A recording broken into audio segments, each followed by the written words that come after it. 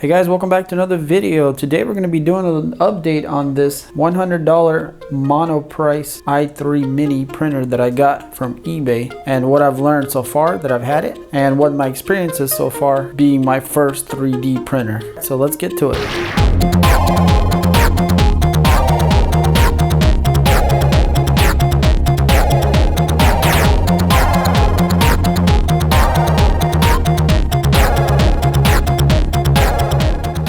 So first of all, I want to say that thank you to everyone that has commented and suggested things and welcomed me to the community, I guess, of 3D printing. I did not realize that the 3D printing community was, so involved, which is really nice to see for sure. I kind of felt like, I was being welcomed to some kind of club or something, which is kind of cool, And, obviously people have made suggestions and this and that, which greatly helped me understand things quicker. And even though it's only been about a week since I've owned this printer, I've learned so much. Obviously I have a lot to learn, but I just want to mention this because if you are wanting to do 3D printing like I was interested, then there's a lot of good people in this community that are willing to help and just kind of guide you, which is really cool. So big thumbs up for the 3D printing community. Alright guys, so since I've started using this thing, it's been working flawlessly. I have not been having any issues of things breaking yet, so that's obviously a big plus. I did have issues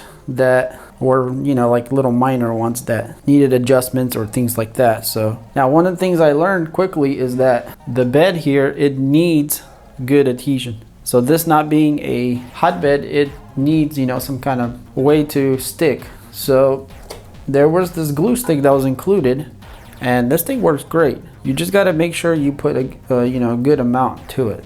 Now the only problem with this is that it leaves a lot of residue. So after a couple prints or so, 2 to 3 prints, it starts to become way too rough, and it needs a good cleaning. So the best solution so far that I found was 91% alcohol here that you can get relatively cheap anywhere, and this stuff just eats right through the glue and obviously doesn't damage the material on the bed at all. So that's what I've been doing to clean my bed after a couple prints. So as far as adding 3D printed things to the printer, I did do a couple things so far. And the first thing I did was this filament guide up here. So let's take a closer look at that. All right guys, so hopefully you can see that a little better, but it's basically what was happening is the filament was coming in here and it was rubbing on the metal here, which is not a big deal, but it was, scratching the surface. So obviously learning quickly about Thingiverse and knowing that, you can practically download anything from there, I found this little guy here that guides the filament into the extruder, I guess that's what that's called, and then pushes it through.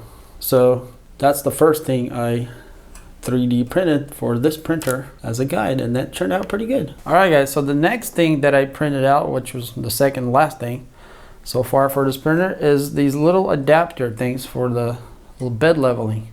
So I've had an issue when I was printing a print, and it was pretty large. Well, for this bed it was a large one. And what happened was about mid-print, because the space between here and here is kind of long, and the spring, the bed shifts easily back and forth if you just even tap it. So with this thing, running back and forth real quick, and I'm not sure, maybe the nozzle got caught on one, on the print a little bit and pulled it, but the bed shifted a bit and it kind of messed up my print. It's not bad enough to throw it away, because let me just go ahead and show you guys what I'm talking about. So it's this piece right here. And as you can see, it's a pretty nice printed piece. You can see I have a pretty large lip here. I guess maybe my leveling was off a little, or I had it too hot or something. But you can see right there, that shift right there. I don't know if you can pick it up or not. It's not that dramatic, but it's, like a millimeter or so. That step right there. Anyways, after, researching a bit, I found these guys, and now the bed is rock solid. Like, it doesn't move at all. Like before, you touch it a little and it would move. So that has been awesome. So I definitely like this upgrade. So yeah, these are the two things that I've added to the printer so far. So the other thing I realized I needed pretty quick if I was going to design anything or measure anything, and if I wanted to make anything custom, is I definitely would need a caliper. So I found this pretty cheap caliper, stainless steel. You could either get it on eBay or Amazon. I think Amazon is like 14 bucks and eBay is about 10 to 12, something like that. So since I've been using the printer, obviously I've been getting filament, and Here I could show you guys I have acquired a few rolls. They're all 1 kilogram because I realized that is the best, that's the best value. So none of these rolls I paid more than $15 except for this gray one here that I got in the beginning, which was $18. And as you can see guys, I keep them all in Ziploc bags because that's the only option I got right now with the original little silica packet that comes with them. So I got a gray, a red, and a black. This one I picked up on Black Friday lightning deal, whatever, on Amazon for like 11 bucks or something. So that was kind of nice. And this here, this white, I just picked up recently, but check out what happened, guys. The whole spool just broke in shipment. So it's kind of unfortunate. And this side's broken too. So they're both. If it was one broken, it wouldn't be as catastrophic, but they're both broken, and now I need to figure out how to salvage this thing. I could send it back. I got this from Amazon also. I think it was right at 15 bucks also. But yeah, they packaged this terribly. It didn't have a box or anything. It just had this, and then it was inside like one of those little stuffed envelope things. And that's how Amazon shipped it, and it was, you know, it broke, unfortunately. So as you can tell guys, so far that the printing bug has bit me, because all of a sudden I'm excited about printing stuff. And I think this is a common occurrence. Like once you get into the 3D printing, it's almost like an addiction of some sort. So I'm trying to control it a little bit, but I'm getting excited about all these projects and stuff. There's a lot to learn, and you know, maybe that's the excitement part of it also. But it's been really fun so far, and that was the whole point of this thing, is, and obviously share it with you guys, my experiences. All right, so I want to show you real quick here how I clean the bed. So right now we got some, you know, a good amount of residue that's hardened up on there, which is the glue. So what I've learned so far that works really good is this alcohol here. So I just put a generous amount on there, kind of like a puddle.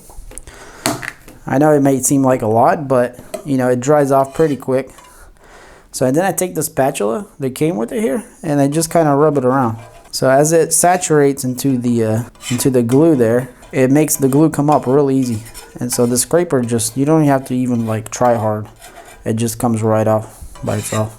Looks like my table is leaning that way a little bit or something. It's got all the fluid going this way. But you can see how easily that comes off. So this literally takes me usually less than a minute to do. I'll soak it really good, let it sit there for 30 seconds or so, and then as you can see, it comes right up. So I guess this is one of the downsides of not having a heated bed, is, you know, you're gonna have a little bit more cleanup to do here. So then I just take a paper towel and I wipe it on that. So once you get the heavy stuff off, after that I just wipe it, a quick wipe through the whole bed. And so this alcohol is gonna dry off, and that's it. And the bed is fresh, ready to go.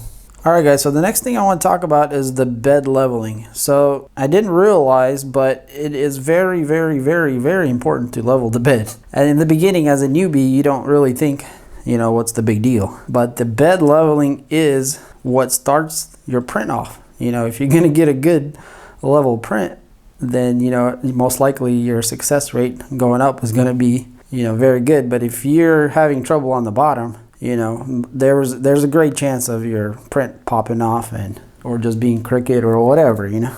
So bed leveling is extremely important. Now, one of the issues I had with this printer that I was just baffled by and I didn't understand in the beginning is I did, by the instruction, use this little card they gave me to, you know, put under the nozzle. And so even doing that, what I didn't realize is that when I would do the bed leveling, it seemed fine, right? It was perfect.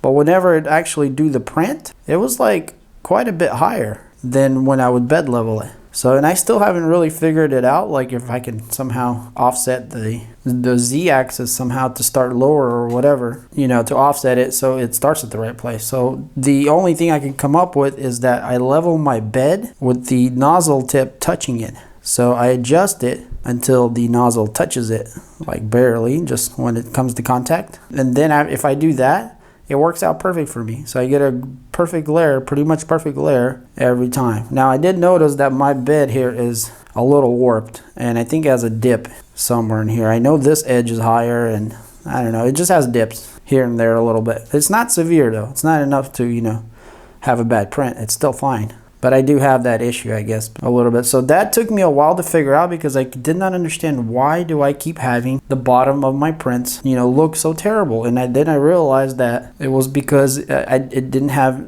the distance between the nozzle and the bed was too big.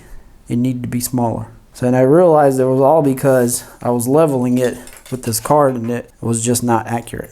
So eventually, once I figured that out, I got great bottoms. You know, the bottom layer was excellent then. So I want to show you an example of a bad bottom layer. So here is a little fidget spinner that I made for Marcus, and this was printed at a relatively high speed here. It's turning out really good, the prints themselves. So as you can see, the top looks nice and the whole print is nice. Now when we come to the bottom, it's a whole different story. You can see that the bottom just looks terrible and stringy and it just didn't stick well. That was because the nozzle started off too high, and I had to use extra glue on here to make sure that this thing wasn't going to pop off because it was barely holding on. So if your nozzle is not right, you're going to have all these issues, and that's what I had. So once I figured that out, here's the same piece that we had that offset on. You can see the bottoms on this is really good now. There's no string, it's almost like the top. Here's the top looking good, and here's the bottom looking good, same as the top. And that's what they're supposed to look like. They're supposed to look like the same as your top finish, or very close to that. So yeah, there's definitely a learning curve, and it's it's fun to learn. And you could get a little frustrating, if you keep printing and you keep having fails, but eventually you'll get it. So yeah, just wanted to let you guys know that that's how I leveled the bed now. And also guys, before I forget, because this printer is called the Monoprice i3 Mini, MP i3 Mini, there's not much printers out there with this name. So someone pointed out to me that the more common name for this type of printer, exactly this type, is a duplicator i3 Mini, I think is what it's called. So once I searched even on Thingiverse, where you find all these little pieces, both of these pieces were, actually no, I think the top here I did find for the Monoprice i3 Mini. But these guys here, they were under the duplicator i3 Mini. So yeah, so these printers do have quite a few names, so there might be even more, I'm thinking. But that is the common one. There's the duplicator i3. So if you need any kind of parts or any kind of things, look that name up also. Alright guys, so next here I want to show you all the things that I've printed so far. And I'm not sure if this is everything, but as you can see, I printed a bunch of knickknacks like crazy. So I went ahead and did print a benchy here. That's kind of like, a standard of testing printer quality, and to be honest, I was a little surprised how good it turned out. So the settings are pretty much all the same that I always used. Didn't really play around with any kind of retraction and any of that jazz. So you can see here on the side, it's got a pretty good finish to it.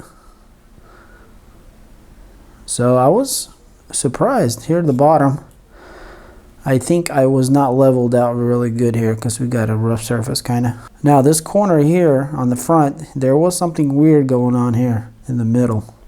But as it got higher, it's fine. But I think it has to do something with this angle here. And I printed this at, I think 100 microns layer height, which is 0.1. So I made a little dog bone for the dog. Of course, it's kind of chewed up right now because he's chewed it up.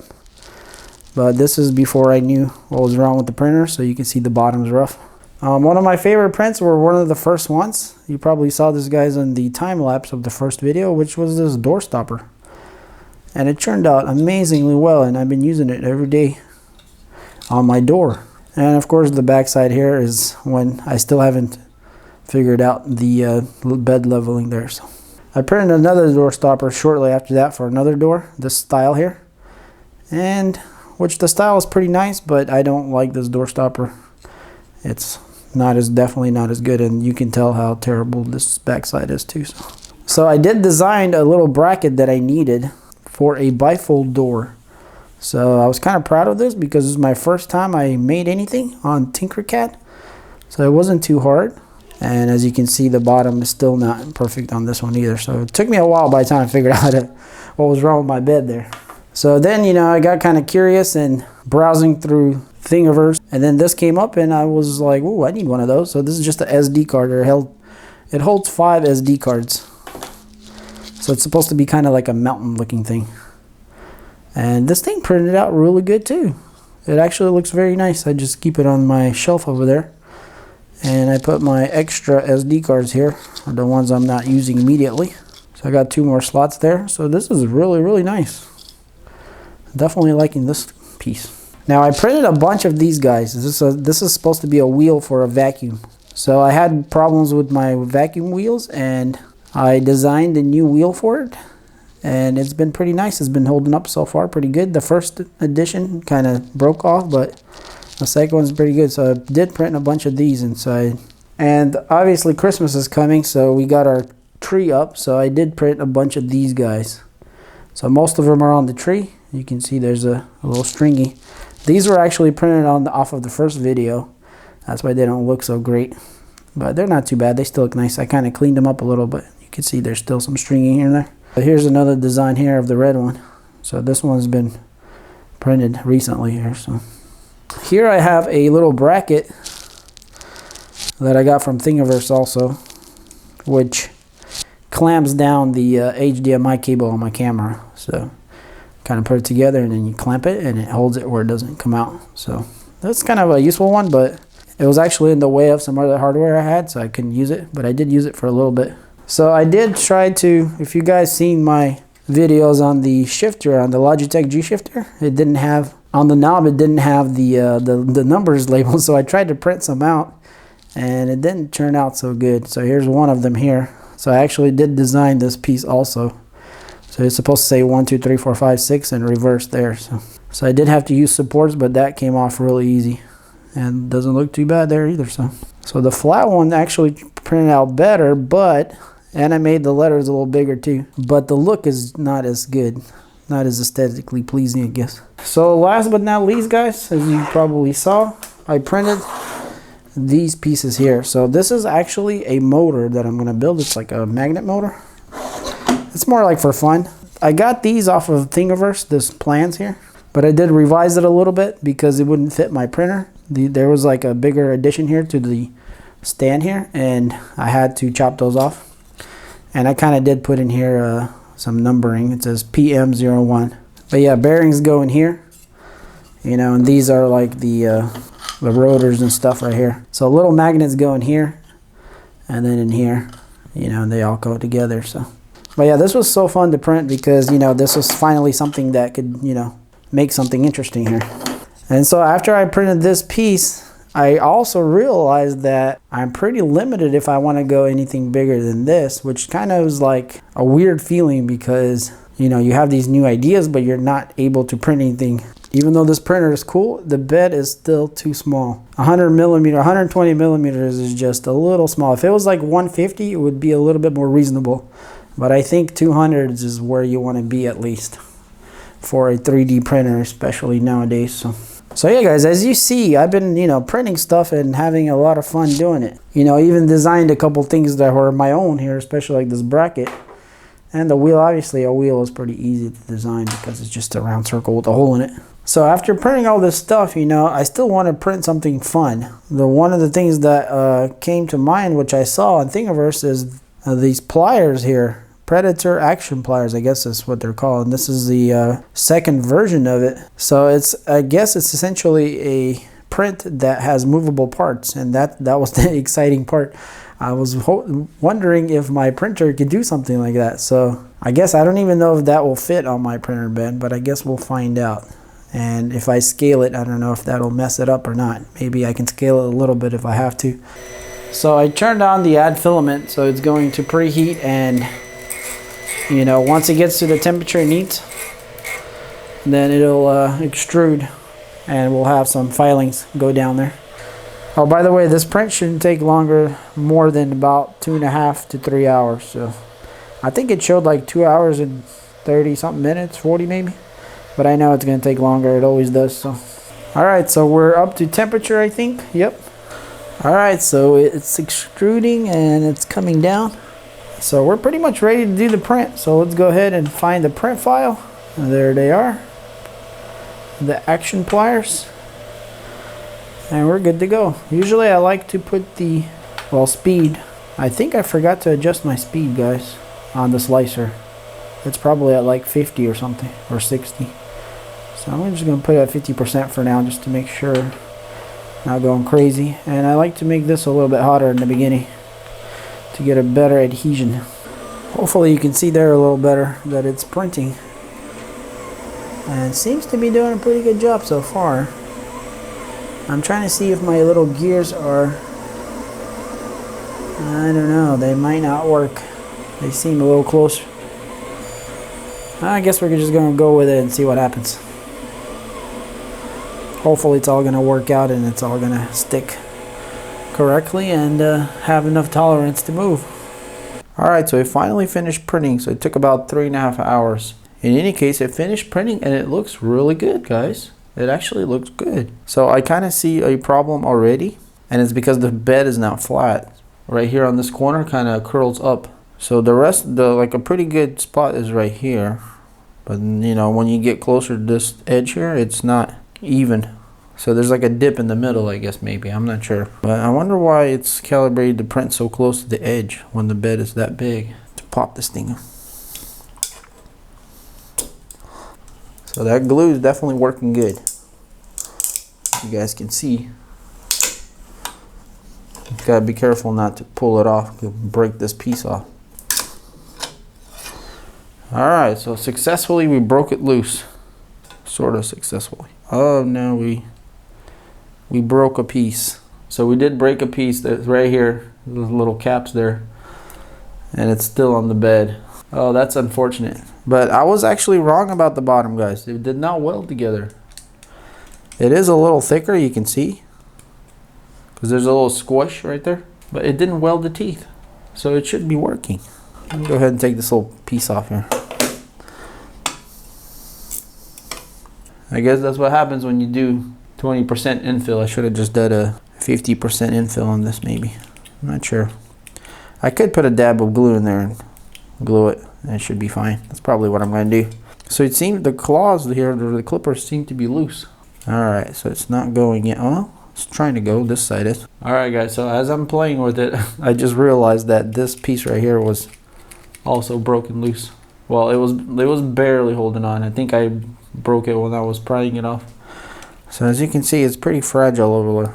So one of the pliers wants to go when I start pulling it, but the other one seems to be jammed or something. Pretty much figured out what was going on. So the one that's working on this side, you know, it has to be, it's a really close tolerant right there, as you can see. But you know, it works. As you can see, this one's kind of loose. And this, the reason this one's not going is because it's completely welded. You know, I might have had the nozzle a little bit too low off too, so I'm not sure exactly, but it kind of welded together. But I'm pretty sure it's just that little piece. Alright guys, so after 5 minutes of playing with it, I broke this loose. So as you can see, I just kind of cut around it. And I also went ahead and glued that little piece that fell off right there with super glue. So I think it's going to be just fine now. So let's see if it works now. So I guess we hold it by these handles here. Oh, let's see, I think maybe this is how you use it. There we go. Look at that, guys. It's a little bit rough around the edges. I think it's mostly because of this piece here. Well, you know, it works. Look at that. So now we can go around picking up stuff. Wachow, wachow. So yeah, guys, super cool that we were able to make this work. Alright guys, so there's one more thing that I want to print on this printer that I've never printed, which is a vase. Like something that's, you know, thin and tall. Alright guys, so I found a vase of some sort, like a twirly looking one. And it was almost the height I needed since I only can go like 94. So I scaled it down just a little bit to 90%. I'm going to go ahead and use this gray filament to print that also. And we'll see what that turns out to be like. And by the way guys, I did set it in vase mode in the CURA app, which I had to look up how to do that. I'm not sure exactly what it's called. It's under special modes, contour or something. But in any case, it's there. So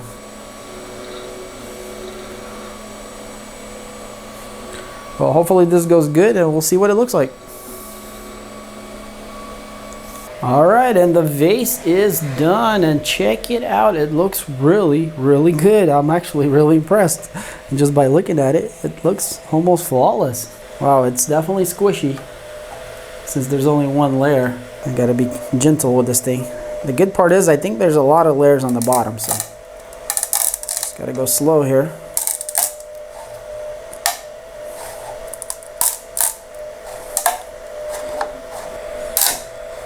There we go. All right, and the bottom looks half decent. Actually, it looks really good. There's something kind of weird happened there, but other than that, it looks really nice. Wow, this was a pretty successful print. I'm actually loving this vase mode. It really makes nice prints. So you can tell this is where it finished. Oh yeah, look at that. I can even pull off the layer. Probably shouldn't have done that. Now I made it look uglier. But that is so cool, guys. Those are pretty good layers. So I know this Monoprice might not be the best deal for your buck, for sure. But you know, starting off with 3D printing, not knowing anything, so far I've been only having good experience with this thing. So to summarize this whole update is I am very happy with this printer. I think for what it does, it was worth it, and I'll continue using it for now and keep experimenting and building new things. If you guys are interested in that kind of stuff, so stay tuned. I'll definitely have more 3D printing videos coming up. Also, I've got even more exciting news is I will be getting another printer, and maybe more than one. So, and you guys could probably guess already what I'm going to stab at. So I'm pretty excited about that. So stay tuned for that. And if you're new and you don't have a 3D printer and you want one, don't hesitate to get into the 3D printing, because it's, at first it might seem a little daunting with all the stuff going on, but you know, you can figure it out pretty quick. There's a lot of tutorials online and things like that. If you want to pick up a good 3D printer and you have the money, it seems like something like this might do okay, but you might want to go ahead and bump up your price to around $200, $180 or so. You can get a lot of great stuff for that. So Creality obviously has bulletproof reputation, seems like, in the community. So it seems like the best bang for your buck would be that Ender 3. But yeah, but I'm glad I'm started with this guy because I learned a lot of things and still learning. So, and now that I know that I'm enjoying this, you know, I can think about maybe getting something a little bit more nicer. And especially a bigger build plate is what I want. So yeah, guys, hopefully you enjoyed this video, and if you did, hit that like button. Sorry if this video was a little bit long. Just wanted to go through with all the things that I've been experiencing. So if you haven't seen already my unboxing and setup video of this printer, go check that out. And also, guys, if you want to see more videos like this and you're not subscribed, then hit that subscribe button. And thank you for everyone that commented and suggested things on the last video. I really do appreciate all of them. And I've definitely learned a lot since I got this printer. So, alright guys, and as always, thanks for watching, and I'll see you on the next one. Peace.